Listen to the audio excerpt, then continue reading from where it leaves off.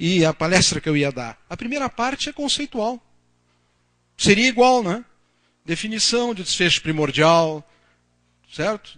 Da importância do ensaio clínico. Não vou cansá-los repetindo os slides. Aí agora eu vou passar para a segunda parte, aplicáveis aos anorexígenos da tarde, que eu estudo há muito tempo, meio perifericamente, agora fui estudar aprofundadamente. E esse é o slide sobre o grau de evidência na utilidade e riscos de anorexígenos da tarde no manejo da obesidade em pacientes com e sem doença cardiovascular. Esse é o slide aí. Não é nada. Foram listados aqui séries e números, um ensaio clínico, 20, 30, 40.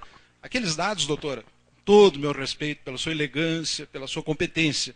Os dados do FDA de 1972, certamente não havia possibilidade de que eles abrigassem o rigor metodológico dos ensaios clínicos randomizados, cujo primeiro foi publicado e homenageado por mim, numa publicação em 1948. Não a homenagem, o ensaio clínico. Em 1956 começou... Essa é uma cultura que cresceu na década de 80. Então, em 72, a meta-análise era de séries de casos. Certo? Era um acúmulo da experiência da época da prescrição de medicamentos.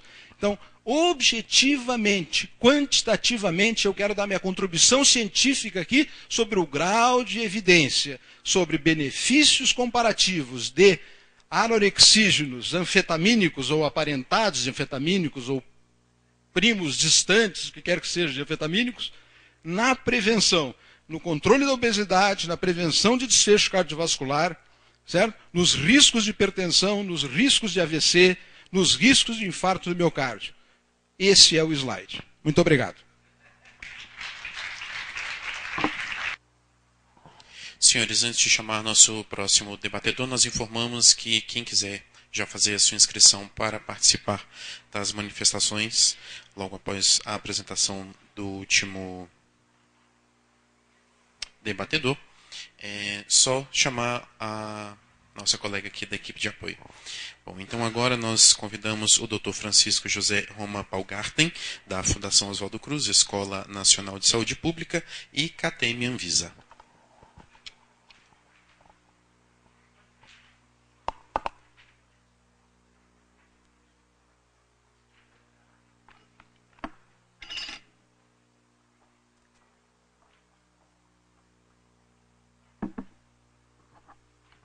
Também serei breve, né?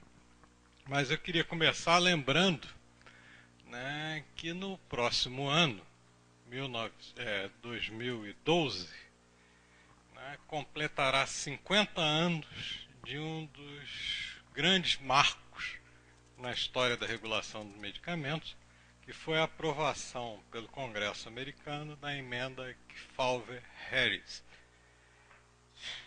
no rastro da tragédia da talidomida, que não alcançou os Estados Unidos com a mesma força que alcançou a Europa, o Japão, o Brasil e outros países. Mas, né, o impacto da talidomida na opinião pública e tudo mais que aconteceu levou a um grande aperfeiçoamento, né, da atividade regulatória no mercado de medicamentos. E a emenda Kefauver-Harris, né, senador Estes Kefauver e Orrin Harris, de Arkansas, e outro do Tennessee, introduz, né, uma coisa que não existia até aquele momento: a exigência de comprovação de eficácia de um medicamento, né, que pretendia alcançar o mercado americano. Então, até 1962, os medicamentos chegavam ao mercado sem nenhuma necessidade de comprovação de eficácia. Alguns desses medicamentos que nós estamos considerando aqui, na sessão da tarde, chegaram um pouco antes, 58, né? No caso da anfepramona, o outro logo no início da década de 60 e o Mazindol um pouco depois. Então é isso. Quando essa emenda, foi aprovada no Senado americano, Congresso e no Senado, né, houve naturalmente um grande aperfeiçoamento, né, de todos esses estudos clínicos que já existiam antes, mas que foram extraordinariamente aperfeiçoados metodologicamente a partir desse momento. Então eu sugiro até que a Anvisa, né, lembre no próximo ano de comemorar esse que é um momento extremamente importante e que diz respeito ao que nós estamos discutindo aqui, que é mais do que a questão, né, dos efeitos adversos, a questão da eficácia não comprovada desse medicamento. O que está se propondo aqui, pelo teor das manifestações que eu vejo aqui, é que se aceite, né, quer dizer, a pobreza, né, da evidência científica de eficácia e segurança desse medicamento foi, né, fartamente demonstrada e simbolicamente aqui, né, o slide em branco, né, na apresentação do debatedor anterior, né, chama atenção para esse fato. Né? Não é relato de caso, sério, mas evidência científica de acordo com aquilo que hoje é consensualmente aceito, né, ao nível internacional. Então, o que está se tentando fazer aqui, a meu ver, em termos da argumentação, é quase que uma inversão do que deveria ser. Né? Ninguém está demonstrando o contrário, está mostrando evidências, né, de peso sobre eficácia ou sobre segurança desse medicamento, mas está se argumentando, né, que essa segurança e eficácia, como há poucos estudos limitados, que essa segurança e eficácia deva ser presumida, né, e mantidos os medicamentos no mercado até que se realizem estudos, né, que possam avaliar realmente, de acordo com os padrões hoje aceitos cientificamente, se eles são realmente eficazes. Isso é absolutamente, a meu ver, inaceitável. Isso é retornar, se nós formos estender isso, né, a longo prazo, que terapias nós estaríamos aceitando hoje como válidas, porque nunca foram submetidas a um crivo. Não é, essa é uma inversão.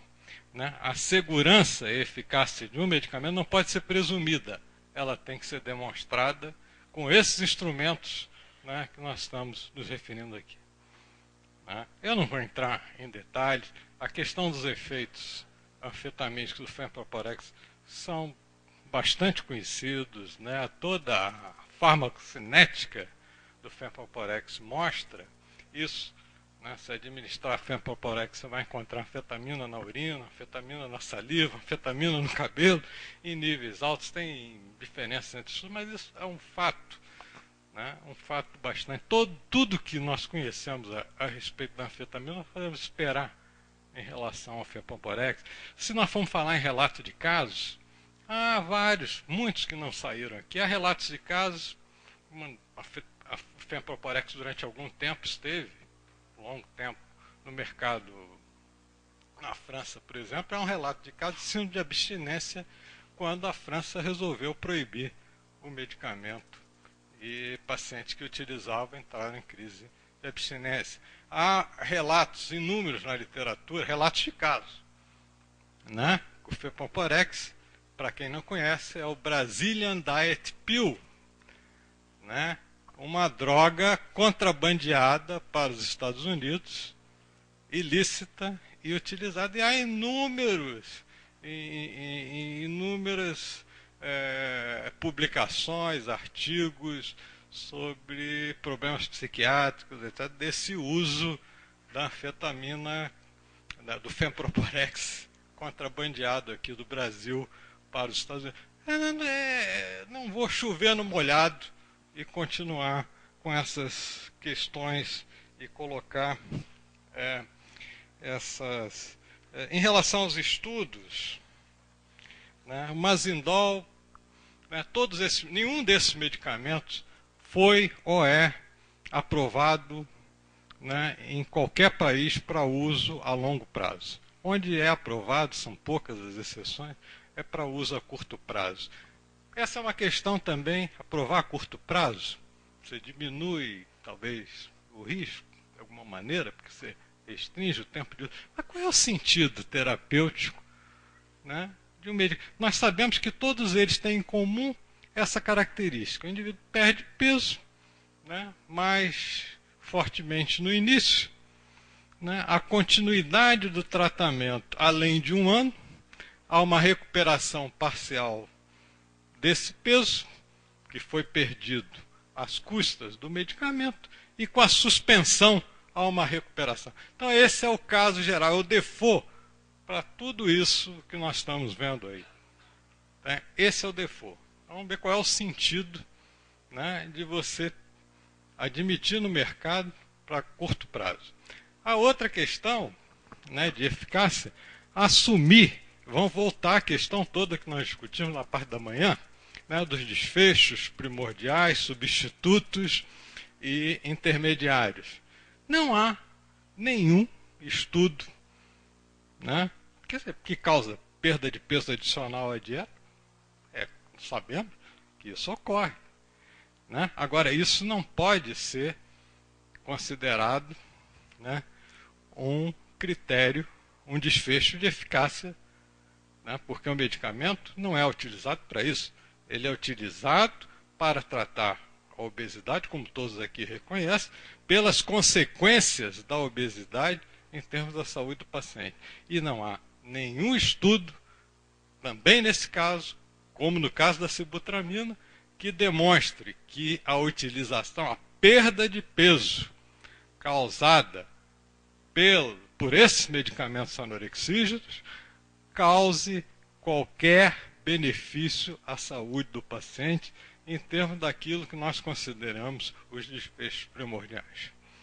Né? Tem um estudo aí que a autora, uma das autoras está aqui, né, que foi mencionado como o único estudo com a anfepramona, com a dietilpropiona.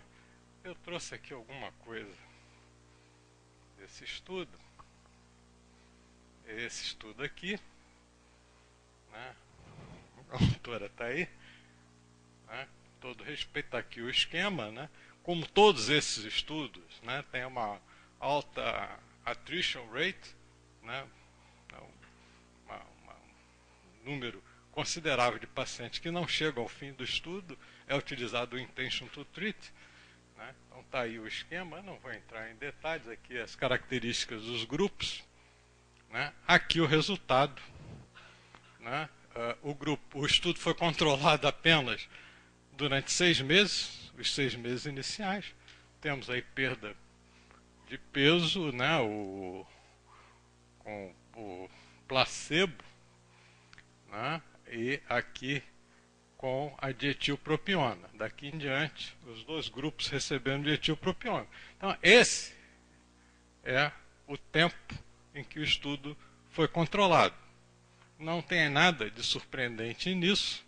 Eu acho um pouco interessante. Aqui entra a dietilpropiona nesse grupo previamente tratado com placebo, mas interessante que esse grupo perde menos peso do que aquele em que a dietilpropiona foi introduzida antes. Eu não sei se isso aí é um problema de randomização ou como entender essa diferença, né, na inclinação dessa queda e dessa queda.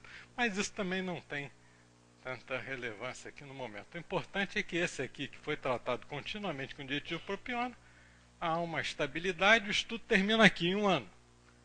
Né? Continuasse além de 1 ano, nós observaríamos provavelmente isso que eu comentei aqui, que há uma recuperação parcial desse peso que foi perdido. Isso não aparece aqui porque o estudo foi interrompido em 1 ano. Né? Se isso fosse interrompido a administração, provavelmente nós teríamos uma recuperação e não uma manutenção do peso perdido. Isso é o que o conjunto todo desses estudos mostra e sugere. Eu não vejo nada que demonstre o contrário disso na literatura. Então é isso que nós temos.